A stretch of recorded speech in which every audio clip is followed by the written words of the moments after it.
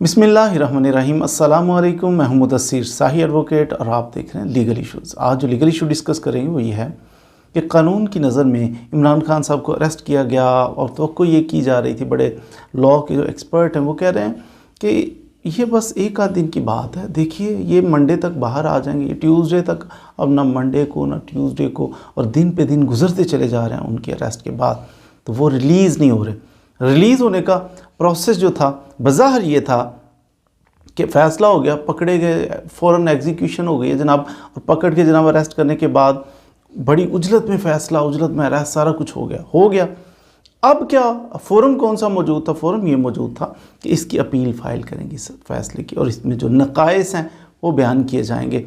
जज साहब जो हैं हाई कोर्ट के अंदर वो देखेंगे जनाब ये तो फ़ैसला बड़ा उजलत में हुआ है, सुना ही नहीं गया वकील साहब को, ये नहीं हुआ, वो कुछ ना कुछ चीज़ें उसके अंदर से नोट करके तो जज साहब उस अपील का फ़ैसला करेंगे। लेकिन अपील का फ़ैसला जल्दी नहीं होता, तारीखें पढ़ते पढ़ते कुछ टाइम लग जाता है। उसका सलूशन ये होता है कि जज साहब को साथ एक दरख्वास्त देते हैं कि जनाब सस्पेंशन ऑफ सेंटेंस की, कि मीनवाइल जब तक अपील का फ़ैसला नहीं होता थोड़ी सी तो सज़ा है, 6 माह, 2 साल, 1 साल, 3 साल, ये छोटे छोटे सेंटेंस होते हैं, थोड़ी सी सज़ा होती है।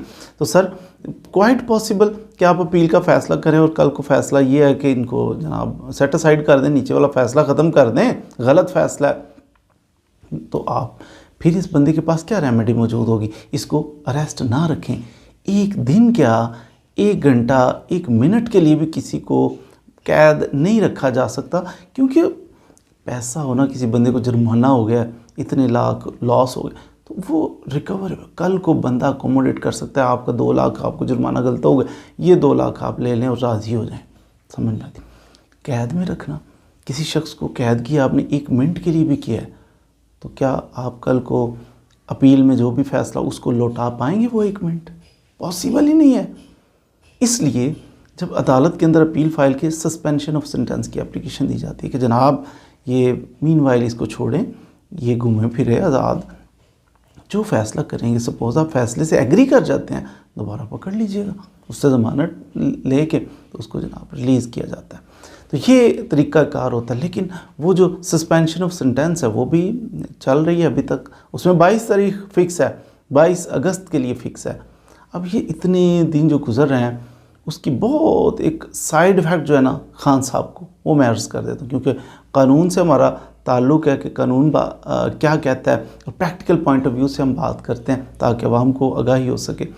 तो वो बहुत ख़तरनाक सी एक बात ये है कि खान साहब ये जो लटक रहा है ना दिन ब दिन, आपको पता है 180 से ज़्यादा मुकदमात उनके ऊपर दर्ज किए गए हैं।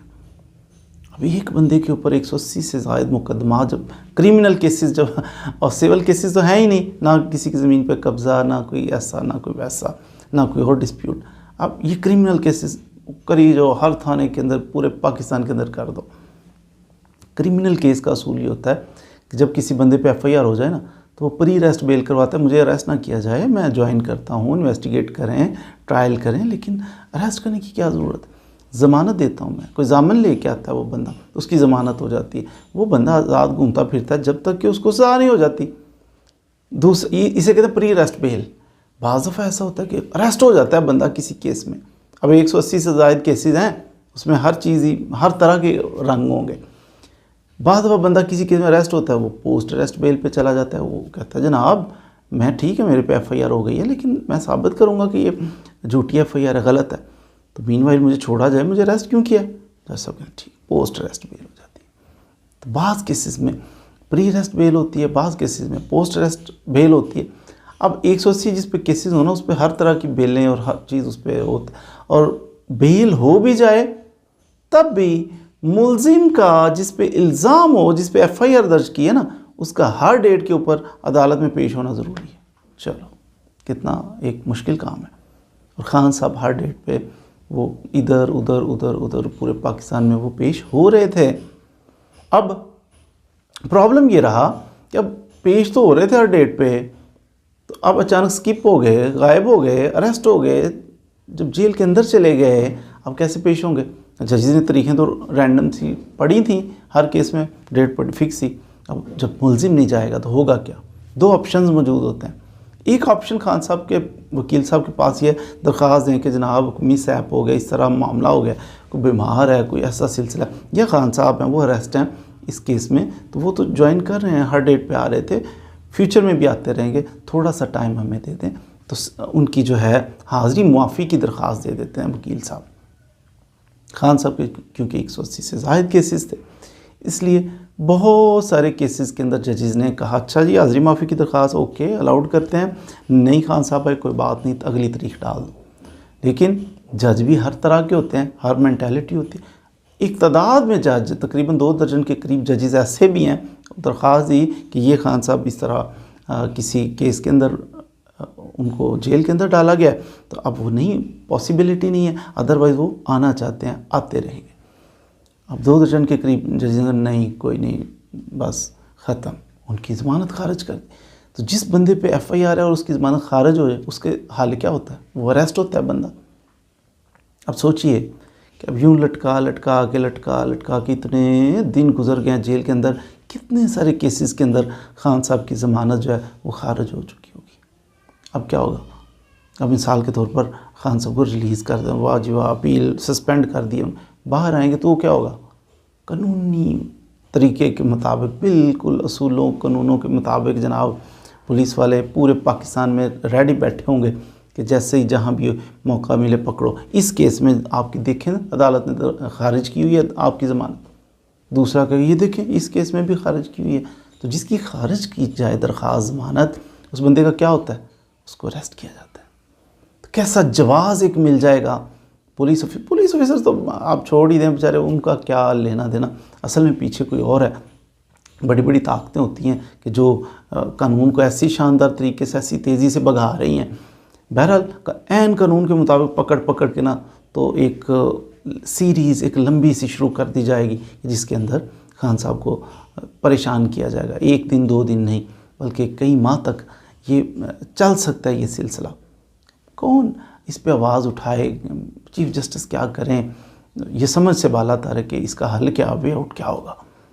अल्लाह ताला से दुआ तो की जा सकती है, लेकिन बहरहाल ये है एक बहुत कि कैसे हिसाब होंगे उस बंदे के जिसके ऊपर इतनी FIRs हैं, और FIRs के बाद वो सबको फेस करने के लिए तैयार है, कर रहा है, और उसको पकड़ के तो इतने दिनों के लिए उसको कैद ही कर दिया है। तो अब वो फेस कैसे करे?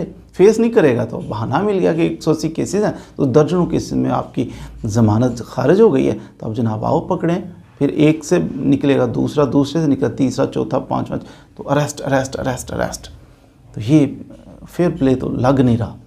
पॉलिटिक्स करनी है, ठीक ठाक तरीके से पॉलिटिक्स करें, मुकाबला करें ना, ये चवलें मारने की क्या ज़रूरत है? इसको पकड़ लो, उसको गोल कर दो, इसको काट दो, उसको जला दो, इसको उठा दो, तो ये पॉलिटिक्स तो नहीं, ये कुछ और ही हो रहा है। बहरहाल तो ये एक इंतहाई परेशानी वाला मामला है जो मैं फ्यूचर के लिए आपको अर्ज़ कर रहा हूँ कि ऐसी पॉसिबिलिटी है। ये जो ताख़ीर है उसका इतना वर्स्ट इफ़ेक्ट हो रहा है। अब आप देखें कि मिस्टर जस्टिस बाबर सत्तार साहब हैं, इस्लामाबाद हाई कोर्ट के जज हैं, उन्होंने शहरयार अफरीदी वाले केस में क्या किया? उन्होंने ये किया है कि क्यों नज़रबंद, क्यों कैद किया हुआ, इसे छोड़ो, बनता नहीं है। सिर्फ इतना ही नहीं है शहरयार अफरीदी को छोड़ दो, ये गलत कर रहे हो। उन्होंने DC और SSP के ख़िलाफ़ उन्होंने आर्डर जारी कर दिया जज साहब ने कि इनको शोकाज़ नोटिस दे दिया है, शोकाज़ की कार्रवाई शुरू कर दिया जज साहब ने। ये क्या कर रहे हो? तो हर तरह के जज मौजूद हैं, बड़े दिलेर और अच्छे जजेस हमारे पास मौजूद हैं, नहीं हो तो जज साहब ने देखो फैसला। अब यहाँ से क्या मैसेज क्या जाता है? क्या पता चला कि ये गलत हो रहा था, ब्लंडर हो रहा था। पुलिस भी सारे जनाब मिलजुल के तो इसका हिस्सा बने हुए हैं। तो ये सिलसिला ख़त्म होना चाहिए, ये रोकना चाहिए। जो जुर्म करे उसे पकड़ना चाहिए, उसे सज़ा होनी चाहिए, लेकिन due process of law adopt करना चाहिए। ये पॉलिटिकल विक्टिमाइजेशन और प्रेशर डालने के लिए और ये ब्लंडर करने के लिए ये कानून का सहारा ले रहे हैं, मिसयूज़ कर रहे हैं कानून का, ये नहीं होना चाहिए। एनी हो, अल्लाह ताला से दुआ है कि हमारे मुल्क के पाक के हालात बेहतर हो जाएं। तो आप भी कानून की आगाही हासिल करते रहिए। मज़ीद वीडियोज़ के लिए हमारे साथ रहिए। Thank you very much.